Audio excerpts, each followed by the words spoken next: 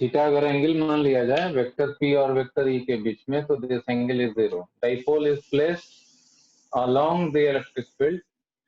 हम लोग different case में डिस्कस करेंगे। अगर एंगल चेंज कर दिया जाए, थीटा को 0 से बढ़ा के 90 कर दिया जाए, 180 कर दिया जाए, या कोई एक एंगल थीटा रहे बीच में, एक्यूट एंगल पे रहे, तो क्या होगा? These all cases we will discuss. So in this particular case, forces on this dipole, on this plus q charge force is q into e towards right, and on this charge force is towards left, that is qe. Because these two forces are equal and opposite, so net force on the dipole in this case is zero. Net force on the dipole is zero. And both of these forces are passing through point O. So if we take torque about point O, then torque is also zero. Torque about point O is also zero. So force is zero as well as torque is zero. इस position को stable rotational equilibrium position क्यों बोलते हैं, ये हम लोग अभी थोड़ा, सपोज इस डाइपोल को थोड़ा रोटेट करके छोड़ के देखा जाए क्या होता है। तो थोड़ा पोजीशन हम लोग चेंज करके देखते हैं कि क्या फर्क पड़ेगा उससे।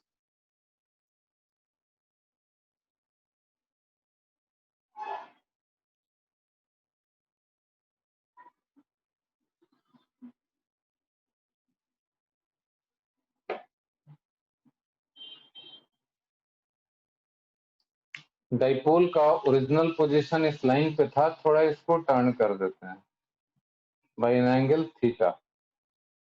Dipole is rotated by an angle theta as you can see, और इस पोजीशन में डाइपोल को रखा गया, और यहां से छोड़े तो क्या होगा? First let us see forces on the dipole. इस चार्ज पे अभी फोर्स लग रहा है इधर F, और F का वैल्यू है Q इंटू ई। ये चार्ज माइनस Q है। On this charge force is towards left and its magnitude is also same. अभी भी देखिए डाइपोल को थीटा एंगल पे रखा गया, then also forces on the charges are equal and opposite. Still net force on the dipole is zero. But दोनों force के बीच में there is perpendicular distance. अगर इस लाइन को आगे ऐसे बढ़ा दें और यहाँ से परपेंडिकुलर डालें, तो दोनों फोर्स के बीच में this is the perpendicular distance. अगर एक ही बॉडी के ऊपर दो फोर्स लग रहा हो और कुछ परपेंडिकुलर सेपरेशन हो, तो it will create a couple, torque लगेगा। So torque will be there even if force is zero, torque में बी देयर। फोर्स जीरो होते हुए भी टॉर्क हो सकता है, तो इसके लगेगा। तो डाइपोल का लेंथ अगर डेल्टा एक्स मान लें यहाँ से यहाँ तक, तो ये जो परपेंडिकुलर दिख रहा है, ये डाइपोल का लंबाई जो है यहाँ से यहाँ तक, दिस इज डेल्टा एक्स। तो ये जो दोनों फोर्स के बीच का परपेंडिकुलर डिस्टेंस है, R perpendicular, this is delta X, this angle is theta, so it is delta X sine theta. तो दोनों फोर्स के बीच का distance delta X, perpendicular distance है delta X into sine theta. दोनों फोर्स इक्वल एंड अपोजिट हैं। This will rotate the dipole in clockwise sense. So torque will be there in clockwise direction about point O. So torque on the dipole about point O is magnitude, perpendicular distance between the forces and magnitude of the force. This is delta x sin theta into force is QE. Clockwise कैसे हुआ? जैसा मैंने आपको बताया हुआ है, place one finger at the center and rotate second finger in the direction of the force. इस force को भी चेक करें, दोनों फोर्स क्लॉकवाइज टॉर्क दे रहे हैं। So net torque about point O हो गया, total torque delta X into Q हो गया डाइपोल मोमेंट, P इंटू ई इंटू साइन थीटा। ये टॉर्क का मैग्नीट्यूड हो गया। अब डायरेक्शन, क्लॉकवाइज टॉर्क होने का मतलब है इनटू द प्लेन। अब दो पॉसिबिलिटी है, या तो P क्रॉस E होगा या E क्रॉस P होगा। अगर आप लोग ध्यान दें तो डाइपोल मोमेंट का डायरेक्शन ये है, dipole moment is from minus q to plus q in this direction. Dipole moment is in this direction. तो डाइपोल मोमेंट का डायरेक्शन ये हो गया P का, और E is horizontal. So this is P, this is E. P cross E करते हैं तो it is clockwise into the plane. E cross P करेंगे तो आउटवर्ड। सो वेक्टर फॉर्म में नेट टॉर्क का फॉर्मूला हो जाएगा about point O, this is P cross E। इसका मतलब है कि इस पोजीशन में अगर इस डाइपोल को छोड़ दिया जाए, it will go back to the original position. It has tendency to reduce theta. This torque has got tendency to reduce this angle theta clockwise की वजह से। That is why this is called a stable rotational equilibrium position. आपने थोड़ा displace किया, ये वापस उसी जगह जाना चाहते हैं। Similarly, इस डाइपोल को अगर ऐसे करके छोड़ेंगे, it will have tendency anti-clockwise torque लगेगा। Again, it will have tendency to come back to the same position. Hence, it is called stable equilibrium position. From this diagram, it is clear if the dipole is rotated by some angle and released, it will start moving towards its theta equals 0 position, and due to inertia, it will go ahead and it will perform SHM. इसी diagram के मदद से हम लोग SHM का equation ले आएंगे। This torque is restoring torque. So net torque on the dipole, we can write minus PE sin theta. ये dipole torque on the dipole का फॉर्मूला P क्रॉस E हो गया, मैग्नीट्यूड P sin थीटा हो गया, restoring है।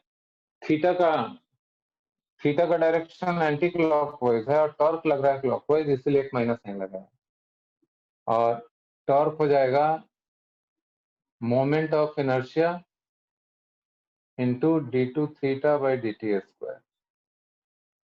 This is equal to minus PE sin theta, where I naught is moment of inertia of dipole about its center. Dipole के centre के about moment of inertia हम लोग लिख रहे हैं IO, I about this point O. For a small angular displacement, for a small theta, sin theta can be reduced to theta, और angular acceleration d2 theta by dt square ये जो आ जाएगा minus PE by I naught into theta. So this is equation of angular simple harmonic motion. Hence, omega equals under root PE by I naught. And therefore, time period of oscillation is 2 pi root over I naught by PE. Where I naught is moment of inertia, P is dipole moment, and E is electric field.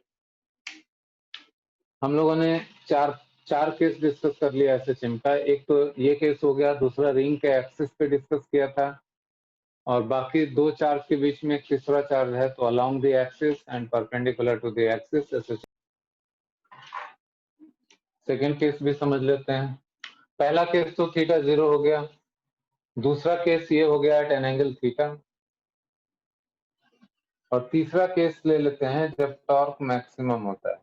When theta is pi by 2, torque becomes maximum about point O। यहाँ देखिए P is sin 90, that will become P into E. उस position में देखिए क्या होगा। Suppose this is the electric field, और dipole को इसी में रखा हुआ है ऐसे perpendicular to the line. Dipole को ऐसे रखा है perpendicular to the direction of electric field. Dipole is this one, ये एक्सिस है। तो हियर इट इज ऐसे था डाइपोल, इसको घुमा के ऐसे रख दिया, और इस पोजीशन से इसको रिलीज किया जा रहा है। Theta is 90 degree. Still force is in this direction और इस पे फोर्स लगेगा इस तरफ, फोर्स का वैल्यू है QE. In this diagram also you can see net force on the dipole is still 0. मगर टॉर्क है, these two forces are trying to rotate this dipole in clockwise sense. अभी भी theta को घटा के ये जो 90 डिग्री है इसको घटा के ये 0 डिग्री करना चाहता है. Still restoring torque is acting from theta equals 0 to 90 degree. अब 90 डिग्री के एबव चले जाएं अगर तो चेंजेस आएगा. अभी उसको डिस्कस करते हैं केस 3.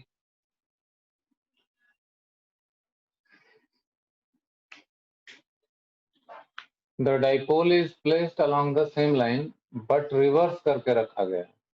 यहाँ थीटा ले रहे हैं 180 डिग्री, यानी माइनस क्यू इधर और प्लस क्यू इधर और सेंटर यहाँ.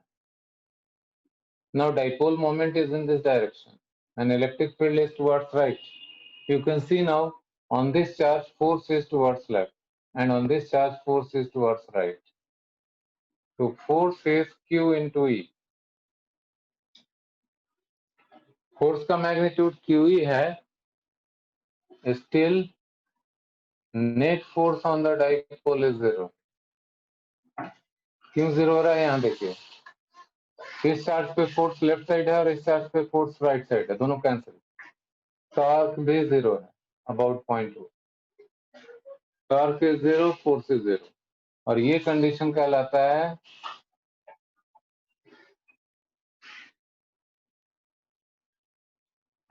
थीटा इक्वल 0 स्टेबल था. This is called unstable rotational equilibrium position. ऐसा कैसे, वो आपको इस डायग्राम से मालूम पड़ जाएगा. 5वां में जो हम लोग डिस्कस कर रहे हैं इस केस में समझ में आ जाएगा. देखिए, चेक करने के लिए थोड़ा सा हम लोग इसको डिस्प्लेस करके देखते हैं. By the same angle theta from the given position. Given position से थीटा एंगल पे इसको डिस्प्लेस करके देख लेते हैं क्या होता है.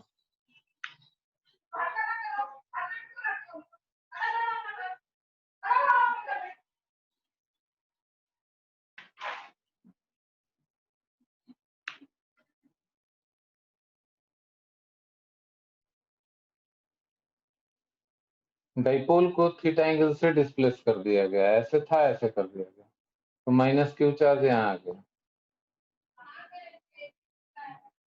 एंड प्लस क्यू चार्ज यहाँ चला गया.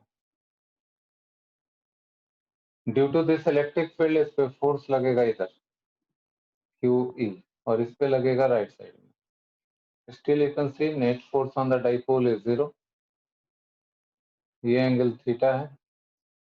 ड्यू टू दिस फोर्स, ये वाला फोर्स डाइपोल के ऊपर एंटी क्लॉकवाइज टॉर्क देगा. ये फोर्स भी डाइपोल के ऊपर एंटी क्लॉकवाइज टॉर्क देगा. सो torque on the dipole is anti clockwise. This torque is deflecting torque. ये थीटा को बढ़ाना चाहता है, hence it is called as deflecting torque. This torque is going to increase the angle theta, जबकि previous case में क्या था, decrease the angle theta. इसलिए इस पोजीशन को हम लोग बोलते हैं, इस पोजीशन को बोलते हैं अनस्टेबल, क्योंकि थोड़ा भी आप डिस्प्लेस करेंगे टॉर्क लगने लगेगा और थीटा को और बढ़ा देगा. इसलिए इस पोजीशन को हम लोग बोलते हैं अनस्टेबल रोटेशनल इक्विलिब्रियम पोजीशन. जिस पोजीशन में थीटा को घटाने की टेंडेंसी हो that is called stable equilibrium position, और जिस पोजीशन में थीटा को बढ़ाने की टेंडेंसी हो that is called unstable rotation. Based on this concept, जो 5 केसेस हम लोगों ने डिस्कस किए, इस पे क्वेश्चंस IIT NIT में, सॉरी IIT और AIEEE जो पहले होता था, इन सब में, मेंस में, एडवांस में बहुत बार रिपीट हुआ. More than one correct, single correct में. इस क्वेश्चन केस में था कि theta is the angular displacement of the dipole. अगर वहां से छोड़ दिया जाए तो प्रीवियस केस में यह था कि dipole will come back to theta equal 0 position. और अभी वाले केस में क्या है, फिफ्थ केस में, कि इस पोजीशन में छोड़ा जाए तो dipole will go back, it will not go back to the original position, rather theta will further increase. Unstable है इसलिए. तो इस दोनों ही केस में थीटा पोजीशन में बनाए रखने के लिए हम लोग को एक टॉर्क लगाना पड़ेगा. जो यहाँ डिफ्लेक्टिंग टॉर्क है, अगर हम लोग डाइपोल को छोड़ दें इस पोजीशन में तो थीटा और इंक्रीज हो जाएगा। अगर चाहते हैं कि इसी पोजीशन में बना रहे तो डाइपोल को होल्ड करके रखना पड़ेगा और एक अपोजिट टॉर्क एक्सटर्नल एजेंट को लगाना पड़ेगा। तो एक फॉर्मूला आप लोग को और पढ़ना है जिसमें है कि एक्सटर्नल एजेंट अगर चाहे डाइपोल को एंगल चेंज करना, थीटा इक्वल 30 डिग्री से 60 डिग्री करना चाहे या 0 से 180 करना चाहे तो उसे वर्क डन कितना करना पड़ेगा, तो भी कैलकुलेशन समझ लीजिए। Work done by external agent, जो वर्क डन का फॉर्मूला है एफ डॉट डी आर, और अगर टॉर्क है तो टॉर्क और डी थीटा के बीच में dot product, torque bye external agent and theta is theta 1 to theta 2। अगर डाइपोल का एंगल, डाइपोल और इलेक्ट्रिक फील्ड के बीच का एंगल थीटा 1 है इनिशियली, तो थीटा 1 से थीटा 2 करने के लिए this is the work done by external agent. तो ये हो गया थीटा 1 to थीटा 2, टॉर्क हो गया PE sine theta into d theta. So work done का फॉर्मूला आ जाएगा sine theta d theta is minus cos theta, तो पीई बाहर आ जाएगा और माइनस कॉस थीटा है, minus cos theta, minus cos theta है तो पहले ये वाला लिमिट लगा दें तो माइनस साइन हट जाएगा and this will be cos theta 1 minus cos theta 2, limit reverse हो जाएगा। This is the work done by external agent. इसको इंटीग्रेट किए तो ये आया PE minus cos theta limit theta 1 to theta 2। मैंने इस माइनस को हटा के थीटा 1 को ऊपर कर दिया, तो ये आ गया फॉर्मूला। और इसी से potential energy of the dipole भी पता चल गया कि किसी यूनिफॉर्म इलेक्ट्रिक फील्ड में किसी डाइपोल को अगर रखा जाए तो what is the potential energy of the dipole. Potential energy of dipole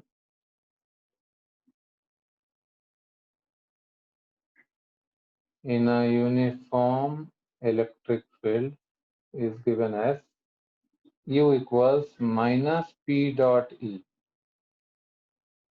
minus P cos theta आ रहा है ना, यही पोटेंशियल एनर्जी, माइनस साइन लगा हुआ है, इसको याद रखना है अच्छे से। If theta is 0 degree, then potential energy of the dipole is minus Pe cos 0, that is a stable equilibrium position। और जब थीटा पाई हो जाता है तो potential energy of the dipole हो जाएगा माइनस Pe cos पाई, यानी कि P इंटू ई। यानी डाइपोल और इलेक्ट्रिक फील्ड अपोजिट डायरेक्शन में जब होता है तो मैक्सिमम पोटेंशियल एनर्जी होती है डाइपोल, और दोनों के बीच में एंगल जब जीरो है तो minimum potential energy. Theta zero है तो potential energy minimum that is minus P, और थीटा जब पाई है तो potential energy maximum that is plus P. In last class we have taken one question कि एक डाइपोल ये है और इसी एक्सिस पे दूसरा डाइपोल है, ये दोनों डाइपोल, ये O और ये O dash, this is P1 and dipole moment P2, और दोनों डाइपोल्स के बीच का डिस्टेंस ये आर। ये क्वेश्चन रिकॉल करिए, इनमें दोनों के बीच फोर्स ऑफ इंटरेक्शन निकालना था। तो मैंने आपको बताया था नॉर्मल तरीके से एक डाइपोल यहाँ कितना इलेक्ट्रिक फील्ड प्रोड्यूस करेगा वो मेथड से बताया था, ये अल्टरनेट मेथड है। What we can assume is P1 dipole के फील्ड में P2 डाइपोल को रखा गया, तो potential energy of the second dipole is minus P2 dot E1। अगर ऐसा माने कि सेकेंड डाइपोल के फील्ड में फर्स्ट डाइपोल को रखा गया है तो यहाँ पे सेकेंड डाइपोल का पोटेंशियल एनर्जी हो जाएगा minus P2 dot E, P dot E. E1 मतलब फर्स्ट डाइपोल ने यहाँ जो फील्ड दिया, यहाँ पे फील्ड कितना देगा एक्सियल पॉइंट है 2kP1 बाई आर क्यू, तो पोटेंशियल एनर्जी की वैल्यू हो गई, फील्ड हो गया राइट साइड में, फील्ड का डायरेक्शन राइट साइड में और डाइपोल मोमेंट भी राइट साइड में, तो ये हो गया माइनस P2 हो गया, P2 को P2 ही रहने देते हैं और E1 हो गया 2kP1 by r³ cos 0 degree. This is the potential energy of second dipole. Now force on the dipole is minus du by dr. Conservative field में force minus negative gradient of potential energy होता है। सब लोग verify करिए कि आता है कि नहीं। -6kP1P2 by r⁴ attractive force. This is the answer. इसी तरीके से इलेक्ट्रिक फील्ड लाइंस भी होता है। ग्रेविटेशनल फील्ड लाइंस का मतलब क्या हुआ कि अर्थ के सराउंडिंग में किसी भी पॉइंट से अगर किसी ऑब्जेक्ट को रिलीज किया जाए, it moves on a particular path, straight line path. यहाँ से छोड़ेंगे टुवर्ड्स द सेंटर जाएगा, यहाँ से छोड़ेंगे again it will go towards the centre only. तो दीज आर इमेजिनरी लाइंस, जिसको हम लोग बोलते हैं gravitational lines of force. So imaginary lines हैं, एक तरीके से ये गाइडिंग लाइंस हैं जिसके ऊपर ही कोई ऑब्जेक्ट मूव करता है। मैंने यहाँ पे 6 लाइन दिखाया, 6 पॉइंट दिखाया ABCD।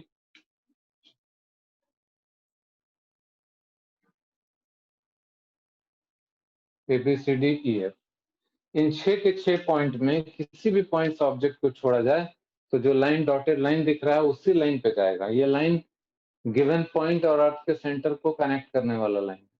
These are guiding lines, imaginary lines, जो कि हम लोग को दिखाई नहीं पड़ता but we can easily feel and understand.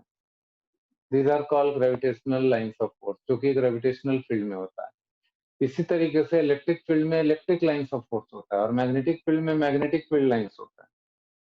उसका कॉन्सेप्ट आपको अब समझना है।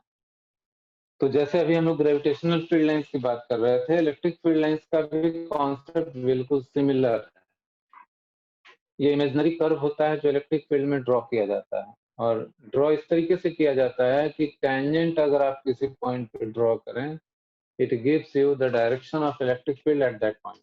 जैसे अभी ग्रेविटेशनल फील्ड लाइंस की बात की है, ग्रेविटेशनल फील्ड लाइंस के डायरेक्शन में ही gravitational acceleration due to gravity का डायरेक्शन होता है।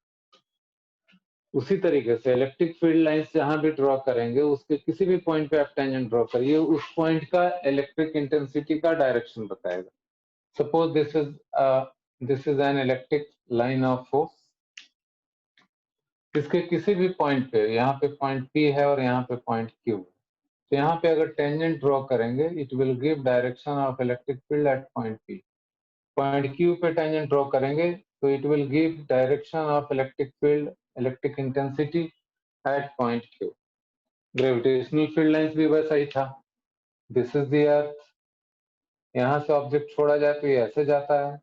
G का भी डायरेक्शन बिल्कुल सेम लाइन पे, वैसे ही जैसा G है वैसा ही E है। यहाँ से किसी ऑब्जेक्ट को छोड़े वो इधर जाएगा, तो G का डायरेक्शन यहाँ पे टुवर्ड्स द सेंटर होगा। इससे एकदम कंपेयर कर सकते हैं। तो इलेक्ट्रिक फील्ड लाइंस का मतलब imaginary line drawn in the electric field, tangent at any point of these lines of force will give you direction of electric field at that particular point. First property इसके अंदर है कि electric field lines remain in longitudinal tension like a stressed elastic wire. हर एक lines of force के अंदर longitudinal stress या tension रहता है।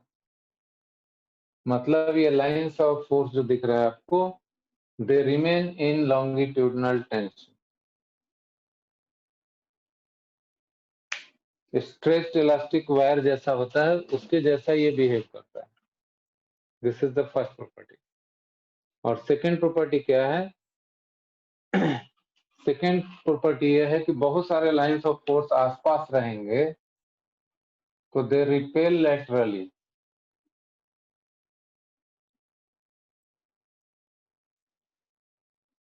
तो एक से ज्यादा लाइन ऑफ फोर्स अगर आसपास है तो there is lateral repulsion between them due to similar nature.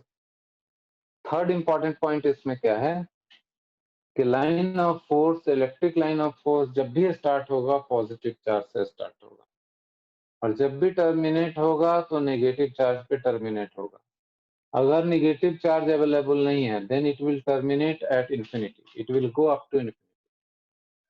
So third property is electric lines of force start from positive charge and terminate over a negative charge. और अगर negative charge available नहीं है तो it will go up to infinity. मतलब हुआ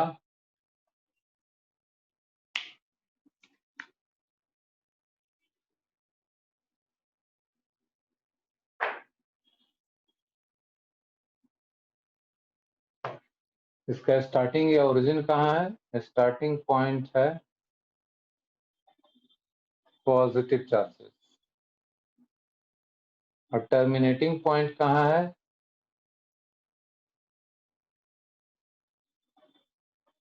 either negative charge और at infinity. अगर negative charge नहीं है तो it will go up to infinity. Next important point क्या है कि जब भी ये स्टार्ट होता है या टर्मिनेट होता है, अगर मेटल सरफेस से स्टार्ट हो रहा है या टर्मिनेट हो रहा है तो हमेशा उसके परपेंडिकुलर डायरेक्शन में ही जाएगा. कहने का मतलब ये हुआ कि electric lines of force starts और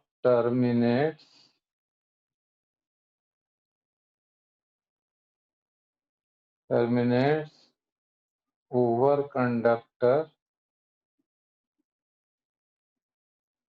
perpendicularly only.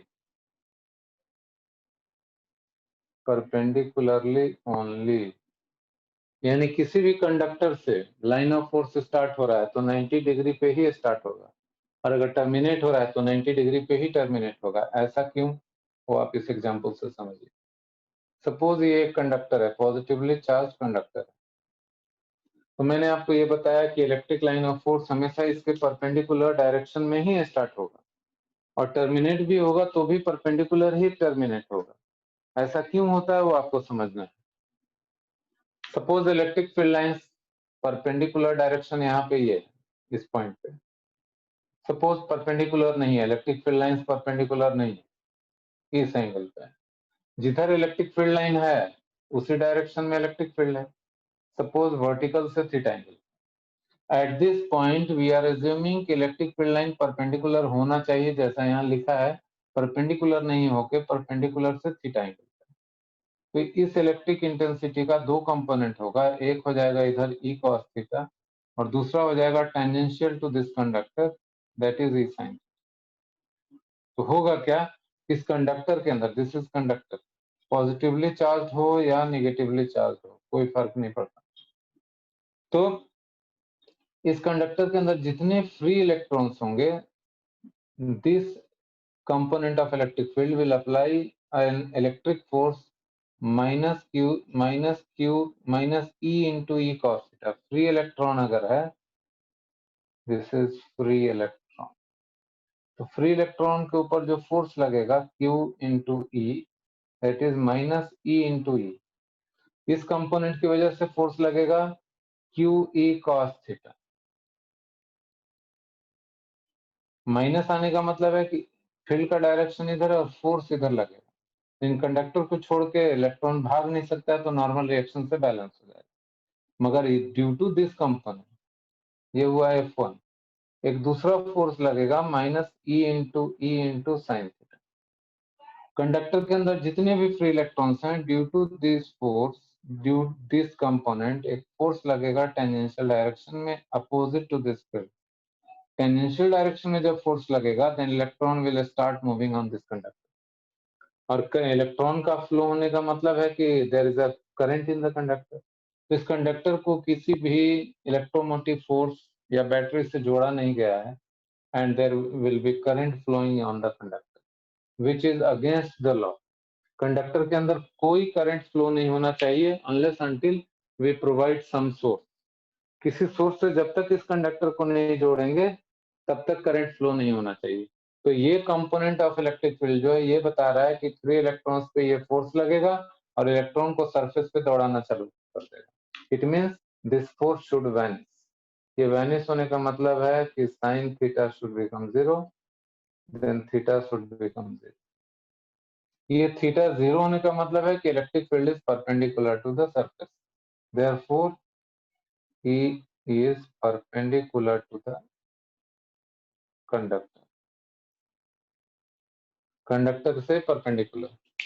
इसी तरीके से अगर नेगेटिवली चार्ज कंडक्टर है सपोज, ऐसा है, देन इलेक्ट्रिक फील्ड लाइंस ऐसा है, यहाँ आके ऐसे 90 डिग्री पे स्ट्राइक करेगा, यहाँ ऐसे आके 90 डिग्री पे स्ट्राइक करेगा, यहाँ ऐसे स्टार्ट होगा, यहाँ पे परपेंडिकुलरली स्टार्ट होगा इलेक्ट्रिक, यहाँ से स्टार्ट होता है और निगेटिव चार्ज पे टर्मिनेट होता है।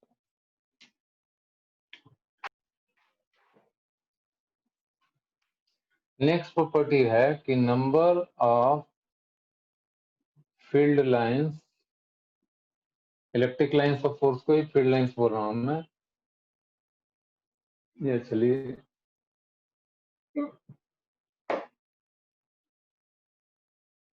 number of lines is directly proportional to magnitude of charge. जितना ज्यादा चार्ज लेंगे उतना ज्यादा number of lines of force originate होगा, जितना कम चार्ज लेंगे उतना कम लाइंस ऑफ फोर्स ओरिजिनेट होगा। Number of lines of force either originating from a given point charge और terminating from a charge towards a charge, it is directly proportional to magnitude of charge. यानी अगर कहीं पे भी आप lines of force दिखा रहे हैं, 1 कूलम चार्ज से अगर 25 लाइन दिखा रहे हैं और 2 कूलम चार्ज ले लिया तो 50 लाइन वहां से दिखाना पड़ेगा। कहने का मतलब ये हुआ कि सपोज यहाँ पे +1 कूलम या Q कूलम चार्ज लिया, इससे मैंने 4 लाइन दिखाया है कि 4 लाइन्स आर ओरिजिनेटिंग, और कहीं पे -2Q चार्ज है, तो करस्पॉन्डिंग टू दिस हम लोग को यहाँ पे डबल लाइन दिखाना पड़ेगा। यहाँ 4 × 2 8 हो जाएगा। Number of lines should be in proportion कि +Q चार्ज अगर 4 लाइन को जनरेट करता है तो -2Q चार्ज 8 लाइंस को टर्मिनेट करेगा। अगर यहाँ से 1000 लाइन निकल रही है तो यहाँ पे 2000 लाइन जाके टर्मिनेट होगी। दैट इज द मीनिंग कि number of lines of force starting और terminating towards any charge is directly proportional to the magnitude of charge.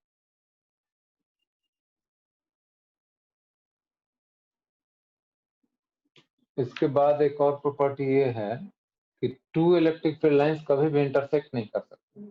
Intersect करेंगे तो एक ही पॉइंट पे दो फील्ड का डायरेक्शन होता है, क्योंकि किसी भी पॉइंट पे अगर इलेक्ट्रिक फील्ड लाइन से इंटरसेक्ट कर जाता है कहीं पे, यहाँ पे पहला ही शुरुआत में ही प्रॉपर्टी पढ़ा, इलेक्ट्रिक फील्ड लाइन का डेफिनेशन ही है कि किसी भी पॉइंट पे अगर ये इलेक्ट्रिक फील्ड लाइन इंटरसेक्ट कर रहा है तो यहाँ पे दो इलेक्ट्रिक फील्ड लाइन का डायरेक्शन हो जाएगा। Tangent to that point, tangent to the given point P gives the direction of electric field। इसलिए दो इलेक्ट्रिक फील्ड लाइंस कभी भी इंटरसेक्ट नहीं कर सकते, नेवर intersect each other। दो electric field lines, two electric field lines never intersect each other। The next point is they never form a closed loop। Electric field lines इस तरह के stationery charges जो produce करते हैं, जो conservative field होता है, कंजर्वेटिव फील्ड में electric field lines can't form a close loop. Close loop कभी भी नहीं बना सकता। They never form a closed loop in conservative electric field. Magnetism में आप एक पढ़ेंगे कि इलेक्ट्रिक फील्ड एक प्रोड्यूस होता है मैग्नेटिक फील्ड से जो नॉन कंजर्वेटिव होता है, और नॉन कंजर्वेटिव अगर है तो वहां क्लोज लूप भी बन सकता है just like magnetic field.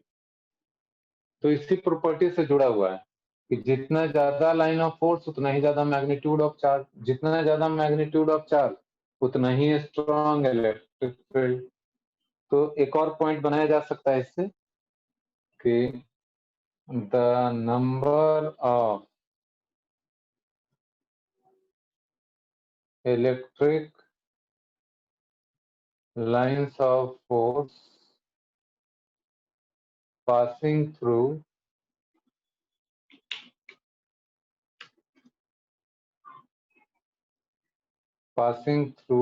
unit area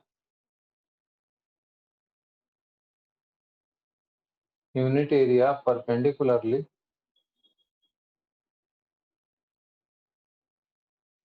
is directly proportional to electric intensity.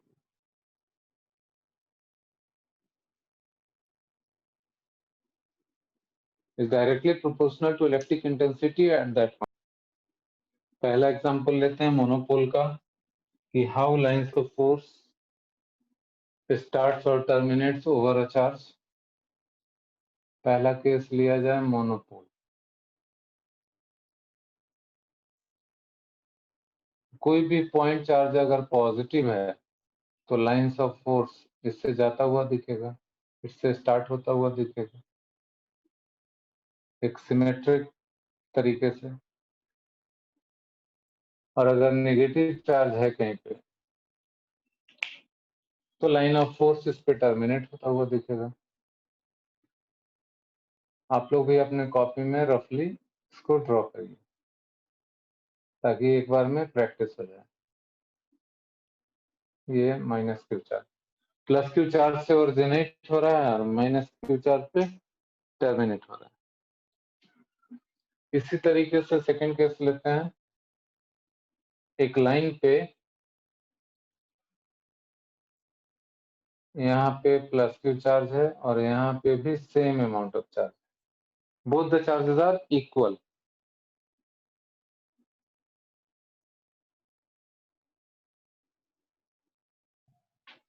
तो जैसा आप जानते हैं कि दोनों चार्ज के सेंटर में बिल्कुल इलेक्ट्रिक इंटेंसिटी जीरो होगी, नो इलेक्ट्रिक फील्ड. यहाँ पे कोई चार्ज रख दें तो कोई फोर्स नहीं लगेगा. यहाँ से भी लाइंस ऑफ फोर्स से स्टार्ट होगा, यहाँ से भी लाइंस ऑफ फोर्स से स्टार्ट होगा. दोनों एक दूसरे की तरफ भेजेंगे मगर म्यूचुअल रिपल्सन की वजह से जो प्रॉपर्टी था कि लेटरल रिपल्सन होता है, इन सबको ध्यान में रखते हुए डायग्राम ड्रॉ करना पड़ेगा. तो यहाँ से लाइन ऑफ फोर्स स्टार्ट होगा और यहाँ से कोई लाइन ऑफ फोर्स पास नहीं होना चाहिए. सेंटर से कोई भी लाइन ऑफ फोर्स पास नहीं होना चाहिए. तो इस तरीके से हम लोग शो करेंगे रफली.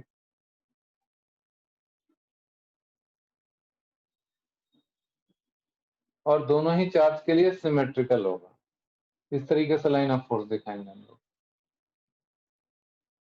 ये क्वालिटेटिवली इस तरीके से लाइंस ड्रॉ करना, लाइंस ऑफ फोर्स इसमें कैसा दिखेगा ये ड्रॉ करने आपको आना चाहिए.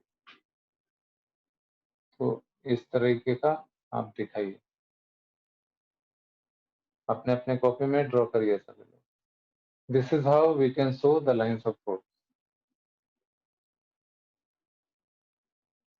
These are point charges. एक तीसरा केस मैं आपको दे रहा हूं डाइपोल का. उसमें लाइन ऑफ फोर्स आपको शो करना है.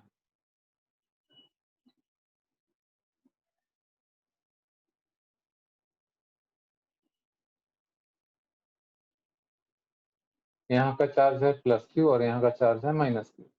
Now draw line of force और बीच में सेंटर है. अभी देखिए सभी लोग मैच करा के, दोनों चार्ज सेम मैग्नीट्यूड का है तो यहाँ से जो भी लाइन ऑफ फोर्स स्टार्ट होगा सब यहाँ जाके टर्मिनेट हो जाएगा बिकॉज दोनों का मैग्नीट्यूड सेम है, इक्वल है. तो इक्वल मैग्नीट्यूड होने की वजह से यहाँ से जो भी लाइन ऑफ फोर्स चलेगा सीधा यहाँ जाके टर्मिनेट हो जाएगा. यहाँ से जो भी लाइन ऑफ फोर्स स्टार्ट होगा यहाँ चला जाएगा, यहाँ से जो भी लाइन ऑफ फोर्स स्टार्ट होगा यहाँ चला जाएगा. तो ये सब लाइंस ऑफ फोर्स ऐसा दिखाने का पर्पस क्या होता है या ऐसा दिखाने का पर्पस क्या होता है वो अभी आपको बताएंगे. यहाँ से जो भी लाइन ऑफ फोर्स स्टार्ट हुआ इधर गया, यहाँ से जो भी स्टार्ट हुआ इधर गया. लाइकवाइज बाकी लाइंस ऑफ फोर्स को ऐसे हम लोग शो कर देते हैं, ऐसे शो कर देते. एग्जाम्पल के लिए आप ऐसा समझिए, यहाँ पे कोई पॉइंट लेते हैं, ये line of force resultant electric field के डायरेक्शन में होता है. यहाँ पे टेंजेंट ड्रॉ करें तो इलेक्ट्रिक फील्ड लाइन इधर आएगा. तो ये प्लस क्यू चार्ज है। ड्यू टू दिस चार्ज यहाँ पे इलेक्ट्रिक फील्ड का डायरेक्शन होगा, अच्छे से समझिए बात। Due to this plus Q charge at this point electric field का डायरेक्शन होगा, ये जो डॉटेड लाइन मैंने दिखाया इस direction. Due to this charge यहाँ पे इलेक्ट्रिक फील्ड का डायरेक्शन होगा इस डायरेक्शन। इस चार्ज ने यहाँ पे पॉइंट पी पे इलेक्ट्रिक फील्ड प्रोड्यूस किया इन दिस डायरेक्शन, और इस चार्ज ने यहाँ पे इलेक्ट्रिक फील्ड दिया इस डायरेक्शन। ये होगा E1 और ये होगा E2। ऑब्वियसली E2 का मैग्नीट्यूड E1 से कम होगा, तो दोनों का रिजल्टेंट जो है, इन दोनों का रिजल्टेंट, ये निगेटिव चार्ज है ना, तो फील्ड इधर हो जाएगा।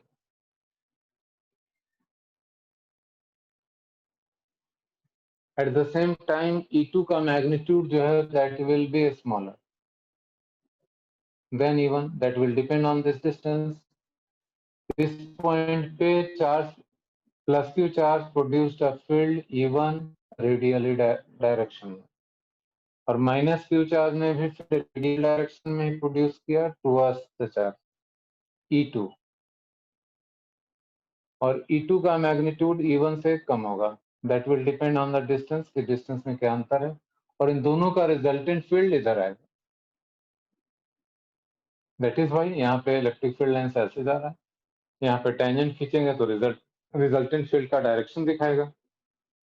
इस तरीके से ये सारा मैपिंग किया जाता है कि किसी भी पॉइंट पे आपको इलेक्ट्रिक इंटेंसिटी का डायरेक्शन पता चल जाए।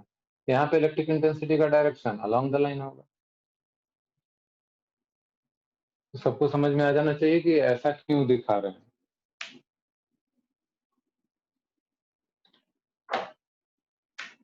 नेक्स्ट एग्जांपल एक और आपको दे रहे हैं करने के लिए इसी टाइप का।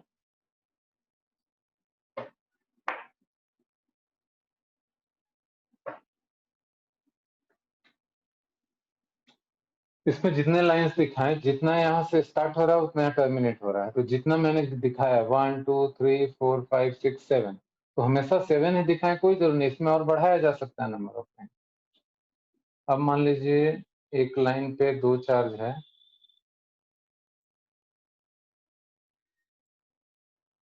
यहाँ पे चार्ज है +3Q और यहाँ पे चार्ज है -Q ओनली। दोनों पॉइंट चार्ज हैं +3Q and -Q। Now you have to draw and show lines of. इस बात को समझ के डायग्राम ड्रॉ करना है कि यहाँ से जितना लाइन आप दिखाएंगे यहाँ पे उसका 1/3 टर्मिनेट हो जाएगा। सपोज ये एक लाइन हुआ, ये दूसरा, ये तीसरा, 3 लाइन मैंने टर्मिनेट होता हुआ दिखाया, तो इसको 3 टाइम्स है, तो 6 लाइन और होगा जो इंफिनिटी पे जाके टर्मिनेट होगा। 1 2 3, 1 2 3। Now rest of these 3 lines are going to infinity. They will not go to this charge. इसमें से मैंने 3 3 6 3 9 लाइन दिखाया है 3Q से, इसमें से 3 लाइन जो है -Q पे टर्मिनेट हो गया, because charges are directly proportional to the magnitude of charges directly proportional to the number of lines of force generated by the charge.